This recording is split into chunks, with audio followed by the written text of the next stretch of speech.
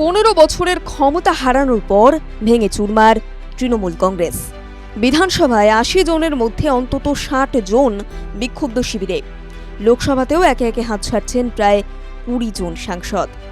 একদিকে দফায় দফায় বিক্ষুব্ধদের নাম সামনে আসছে, আর অন্যদিকে অভিষেক বন্দ্যোপাধ্যায় সহ তৃণমূলের নেতাদের বিরুদ্ধে পর মামলা দায়ের হচ্ছে রাজ্যে। জোড়াফুল প্রতীক আদেও মমতা বন্দ্যোপাধ্যায়ের হাতে থাকবে তো? প্রশ্ন উঠতে শুরু করেছে।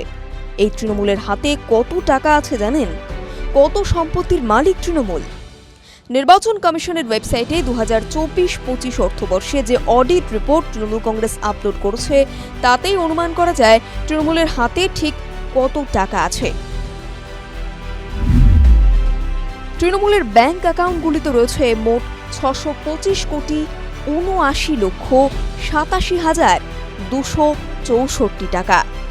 তৃণমূলের ব্যাংকগুলিতে ফিক্সড ডিপোজিট হিসেবে রয়েছে 2,27,28,322 টাকা।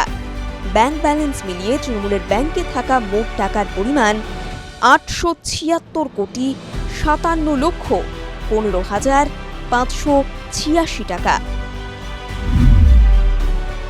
কত টাকা চেক রয়েছে তৃণমূলের কাছে? অডিট রিপোর্ট অনুযায়ী চেক হিসেবে তৃণমূলের ঘরে আরও 50 কোটি টাকার কথা উল্লেখ রয়েছে। দলটির কেন্দ্রীয় এবং আঞ্চলিক কার্যালয় মিলিয়ে নগদ বা ক্যাশ হিসেবে রয়েছে 31,28,028 টাকা। দলের অভ্যন্তরীণ সংকট তো একটা বিষয়, কিন্তু পরিস্থিতি এমন পর্যায়ে যে লড়াই এখন অস্তিত্ব রক্ষার। তৃণমূল লড়াই চালাচ্ছে তার অস্তিত্ব, তার প্রতীক, তার সম্পত্তি রক্ষায়।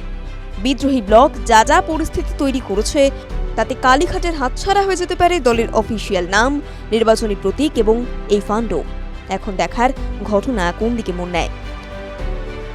TV9 Bangla digital.